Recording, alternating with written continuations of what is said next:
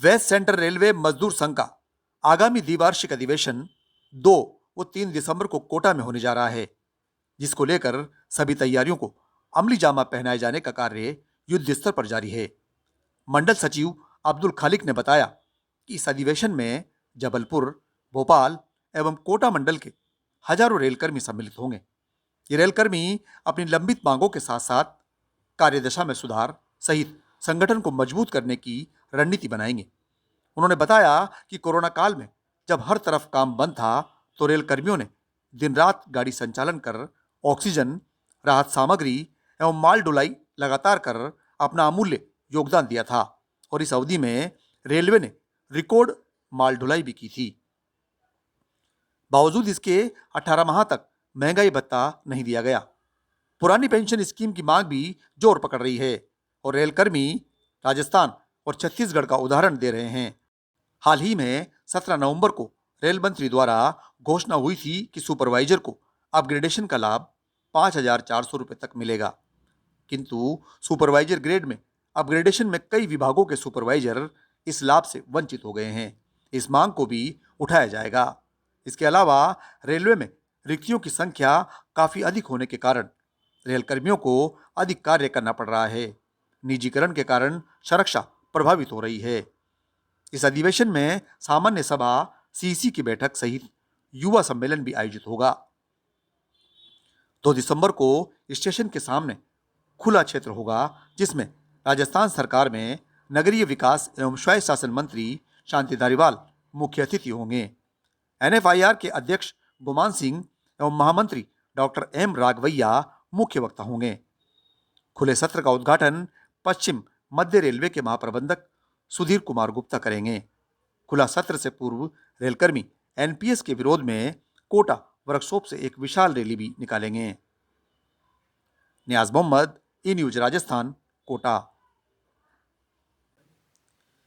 इस 11वें अधिवेशन के अंदर, जो कि यहाँ 2-3 तारीख को होने वाला है, तो इसमें पूरे जोन से, तीनों डिवीज़न से, दोनों वर्कशॉप से यहाँ लोग आएंगे और वो अपनी वर्तमान समस्याओं और साथ ही साथ पुरानी जो उनकी मांगें हैं उनको लेकर के इसमें विस्तार से चर्चा होगी। और इस अधिवेशन के अंदर हमारे राष्ट्रीय नेता भी आ रहे हैं।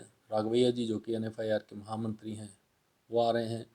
उनके सामने भी लोग अपनी बातों को रखेंगे और उनसे मार्गदर्शन भी प्राप्त करेंगे कि आगे किस प्रकार से इस ट्रेड यूनियन आंदोलन को चलाया जाए, जिससे कि लोगों की समस्याओं को उचित तरीके से उठा करके उसका निस्तारण भी करवा सकें।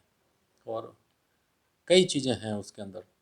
अभी आप देखिए कि राजस्थान सरकार ने एनपीएस ख़त्म करके ओपीएस लागू कर दिया, तो ये सबसे बड़ी आज की तारीख में एक समस्या हो गई है इसमें। साथ ही साथ निजीकरण चल रहा है। निजीकरण के उसमें कि प्रशिक्षित लेबर काम करने नहीं आ रही, जो निजी उसमें लोग जो आ रहे हैं, और उसका क्या खामियाजा भुगतना पड़ रहा है कि फिर जो काम बच जाता है उसको रेल कर्मचारियों को ही पूरा करना पड़ रहा है। तो ऐसी आउटसोर्सिंग का क्या फ़ायदा कि जो वापस रेल कर्मचारियों से काम हमें लेना पड़ रहा है उसके अंदर। साथ ही साथ में अभी माननीय मंत्री जी ने एक अपग्रेडेशन और बताया था कि जो लोग सुपरवाइज़र्स हैं, जूनियर इंजीनियर्स हैं, उनको लेवल 9 तक का लाभ मिलेगा। उसमें भी काफ़ी खामियां हैं और हमारी उसमें मांग है कि उसे भी सही तरीके से किया जाए, जिससे और लोगों को लाभ मिले। अभी भी उसमें कई कैटेगरीज़ को छोड़ दिया गया है और ये भी उसमें है कि घोषित तो हो गई है योजना, पर अभी भी कई लोग उससे लाभान्वित नहीं हो पाएंगे। जैसे कि जो आदमी, जहां आज 4800 में जो आदमी काम कर रहा है, 4800 ग्रेड पे में, तो वो 4 साल बाद जा कर के उसको उसका लाभ मिलेगा। तो ये जो खामियां हैं, विसंगतियां हैं, इन्हें ठीक करने की भी बात होगी। साथ ही साथ ग्रुप सी से ग्रुप डी में 3335 पद जो है वो जाने हैं, पर वो अभी तक भी उसके ऊपर कुछ नहीं हो पा रहा है और लोगों को उससे नुकसान हो रहा है।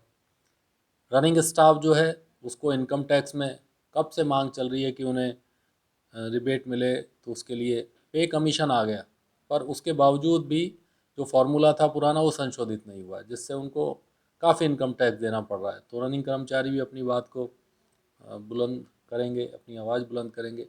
ट्रैक मेंटेनर्स इतना सब रेलवे बोर्ड ने बातें कही हैं, पर उसके बावजूद आज भी हम देखते हैं प्रतिदिन कहीं ना कोई जगह से ऐसी दुख भरी बात आई जाती है कि आज फलां जगह ट्रैक मेंटेनर रन ओवर हो गया है, कहीं कोई सिग्नल वाला ESM रन ओवर हो जाता है।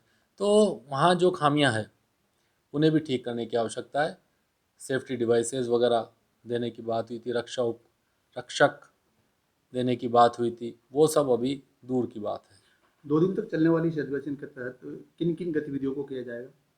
इसमें हमारी इंटरनल मीटिंग्स होगी, CEC होगी, जनरल काउंसिल होगी, साथ ही साथ यूथ सम्मेलन होगा, CWC मीटिंग होगी और एक ओपन सेशन भी होगा। उस ओपन सेशन के उद्घाटक माननीय SK गुप्ता साहब, महाप्रबंधक जबलपुर जोन रहेंगे। मुख्य वक्ता के रूप में उसमें डॉक्टर M राघवैया रहेंगे और मुख्य अतिथि उस कार्यक्रम के राजस्थान सरकार में माननीय शांति धारीवाल साहब रहेंगे। ये ओपन सेशन यहीं सर्कुलेटिंग एरिया में लगभग होगा। कितने मजदूर रेलवे से कर्मचारी सम्मिलित होने की संभावना है? इसमें 2 से 2,500 रेल कर्मचारी शामिल होंगे और अपनी बात उसमें